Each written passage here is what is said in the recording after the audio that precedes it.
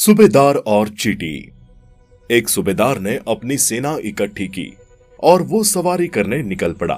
किसी को नहीं पता था कि किसकी सवारी करनी है। सूबेदार से पूछने की किसी की हिम्मत नहीं हुई, इसलिए 7 दिन बाद भी सेना आगे बढ़ती रही। जंगल से गुजरते हुए सेना के एक जवान के घोड़े का पांव चींटी पर गिर गया।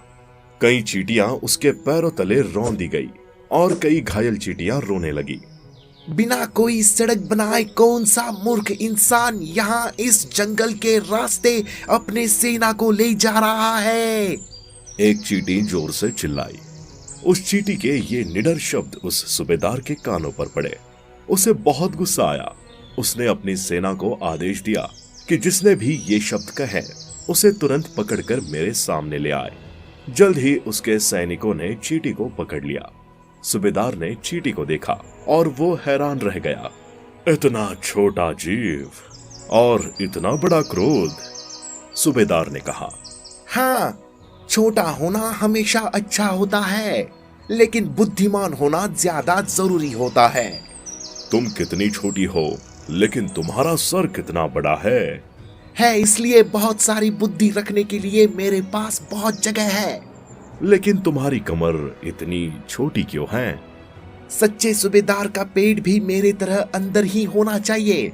मैं अपने पेट के आकार के लिए नहीं जीती हूँ। मैं उतने ही खाने का प्रबंध करती हूँ जितना कि मेरे शरीर के लिए जरूरी हो।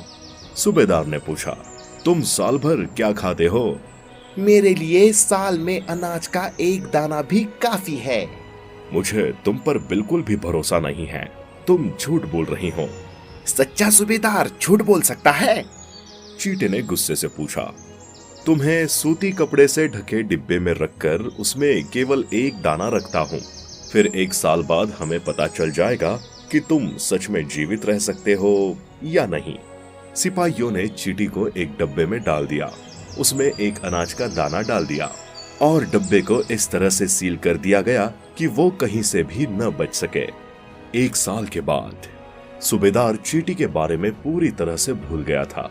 अंत में एक सैनिक ने उसे याद दिलाया तो कहा, जाकर सूबेदार ने चींटी के बंद डिब्बे को खोलने का आदेश दिया। जब सूबेदार ने डिब्बे को खोला तो वो बहुत हैरान हुआ, क्योंकि 1 साल में चींटी ने केवल आधा अनाज ही खाया था।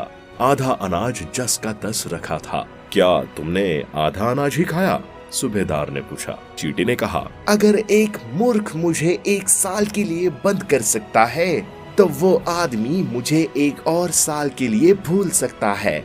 इसलिए मैंने किसी भी खतरे का सामना करने के लिए आधा अनाज रखा। ये सुनते ही उसने चींटी को छोड़ दिया।